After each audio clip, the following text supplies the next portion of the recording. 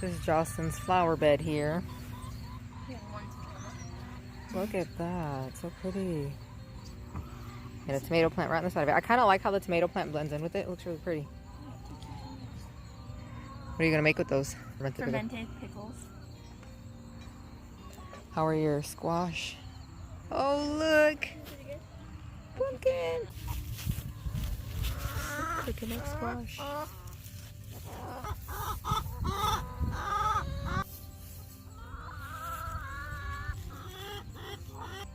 That's my bean plant.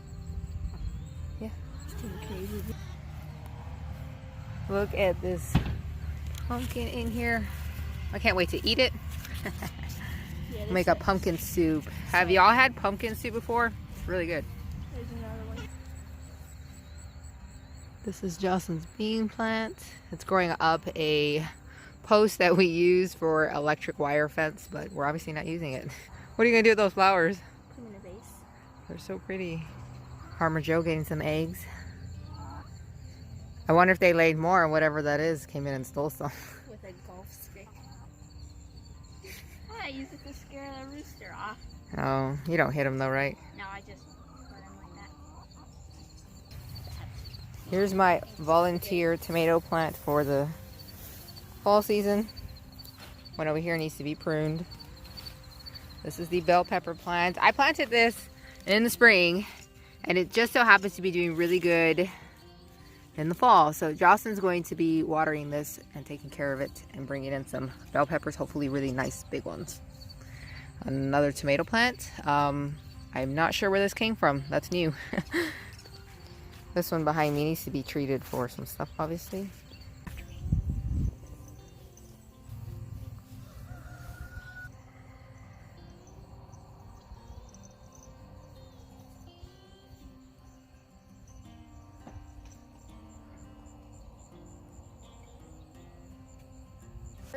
Let's see what we can find in this jungle in here. There's another crooked neck squash coming up. Here is some more crooked neck squash. Ta-da! Tomato plant and a weed that either I missed or it has been growing and I haven't seen it. And then over here I have my tomato plant and a big weed right here. And the cucumber plant. I definitely need to treat this cucumber plant and take care of it a little bit. This tomato plant has just started growing back its new leaves. I pruned this thing down to nothing and I was for sure it was gonna die, but it didn't. Look at my kale. Oh, isn't this gorgeous? I'm gonna be making a soup soon using kale. I also use my kale for smoothies. It's awesome. Oh, here's a cucumber that's ready. I will go ahead and pick that. We've been making fermented pickles and guys, they are so good. Here's another one. In the spring, a lot of my cucumbers were really bitter and I'm finding none of these really are. Maybe the tips might be a little bit, but then beyond that, they are nice and sweet and super crunchy. I don't know if it's the season or what that makes a difference, but these are really good now. More guys, more. I love cucumbers. Guys, this is my spaghetti squash. It's really big and normally they turn yellow when they're ready to be picked. But I mean, this is my hand. I have pretty good sized hands. They're not super tiny, they're just really skinny. This is Jocelyn's hand. She has really big hands. Here's some more squash. This is so cute. One's growing right here. Oh, looks like it's got blossom end rot. I'm just gonna take it off. Oh, look. Look, a pumpkin. Here is my butternut squash. Here's another spaghetti squash on the other side of the fence. I'll go to that side and show you in a second. Oop, I need to trim some of these leaves. Here's another pumpkin. Everything is growing up on a cattle panel, which is what I use to enclose this area. I also have some rosemary in here and I use this, I dry it up and I cook with it. And I also just love it in the garden because it smells really good. There is the huge, long spaghetti squash. Let me see if I can, look at that. It's ginormous. Another squash. Whoa, look at that one. This is awesome, guys. I don't know what's supposed to be growing here. Maybe this is part of the spaghetti squash. My helper over there just sprayed some neem oil because all the stuff on the cucumbers is powdery mildew, and then we have some coming up over here. I accidentally chopped trying to cut a weed. Okay, and I don't like to use the weed whacker in my garden because I'm always afraid I'll chop something, but I accidentally chopped this. Look, we could take that. Oh, there's flowers. There's no tomatoes yet. Right there. Yeah, sorry. Here's the back of that trellis. I definitely should have prepared more trellis here and maybe not planted so close, but they're doing pretty amazing because they're crowding out a ton of the weeds and just preventing things from growing that I don't want, and squash is growing, so I'm happy with that. Here's one on the ground. I really want to keep these over by the garden because I'm afraid the lawnmower will destroy them, so I'm going to move this. Move it up onto the tree so to come back this way and grow back up the fencing here. They already know not to cut here though, just because my plants are here, but it has happened before where they run over a squash. Here's our harvest for today. We ended up getting some kale, quite a bit, and then this teensy weensy piece of dill, some cucumbers from Jocelyn's garden, and these cricket neck squash are also from Jocelyn's garden, as well as these beautiful flowers. Look at that. I love it when she picks flowers and puts them on the table. And these cucumbers are from my garden. We're going to be making some fermented pickles with these. It's so good and so easy.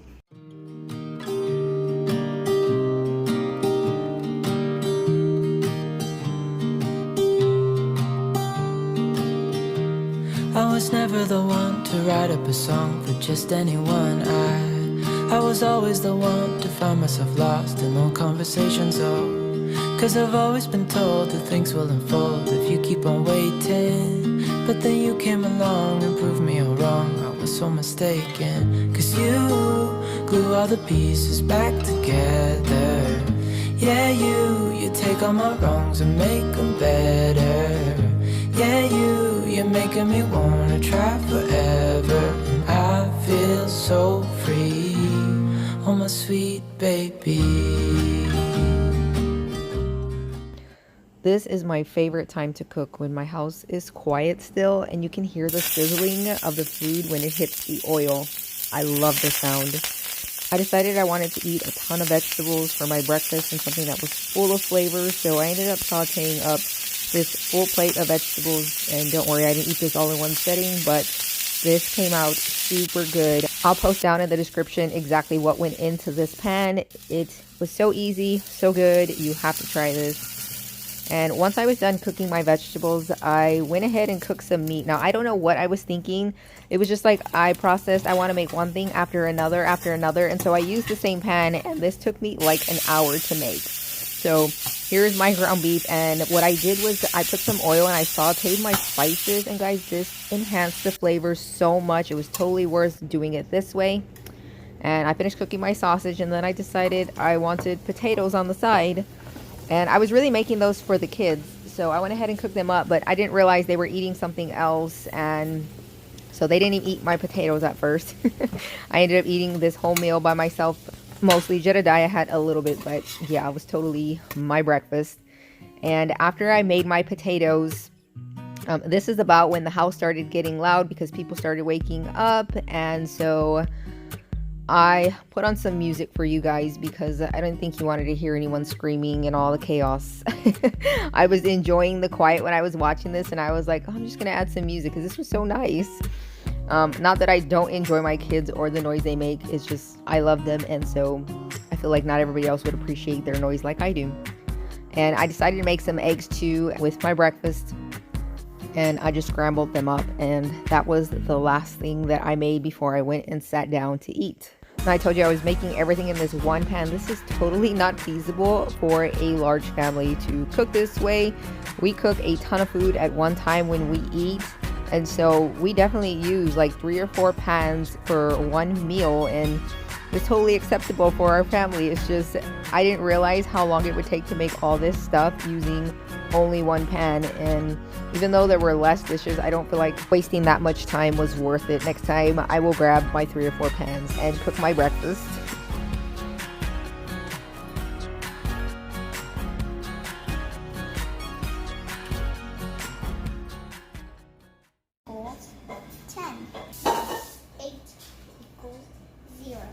Jeremiah has a test today, and since he is in Saxon Math 1, they like you to read the test to them just because their ability to read sometimes isn't that great, and they want to make sure that they understand what they're asking them. So I went ahead and read it to him, most of it. There's a little bit more, but and then he's going to finish taking this test, and we're going to do some other school. But I had a long morning in the garden.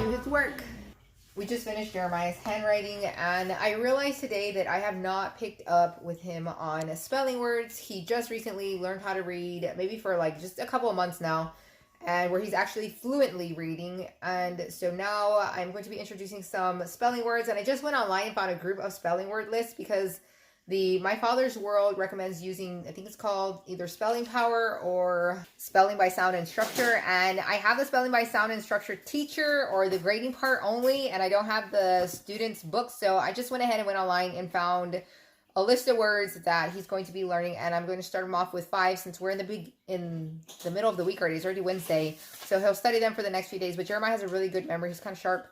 So he'll learn these 5 words, and if he can do them, I definitely know next week I can give him 10 words. And so right now, me and Jubilee are going to do her handwriting. No, Jubilee got ahead of herself and was just doing it pretty much by herself. So we have had to go through almost the entire book, and we go back and erase wherever she didn't do things correctly. And I can tell when she doesn't do it right, not also by the way she's writing it, but also you can kind of see sometimes if they lift their pencil at a wrong spot. Like right here, this 3, I can see she did a line like that, picked up her pencil, and brought it over here. So I'm going to have her erase this too and go back in this too. And then even though she wrote things like not right, I've noticed that once I correct her and we do it the right way, she remembers the right way and writes it like that. So she's learning really well how to do really good penmanship. So here's her writing it. See that? She does really good after I tell her what to do. I just showed her how to write it right here, and she gets it. Good job, girl.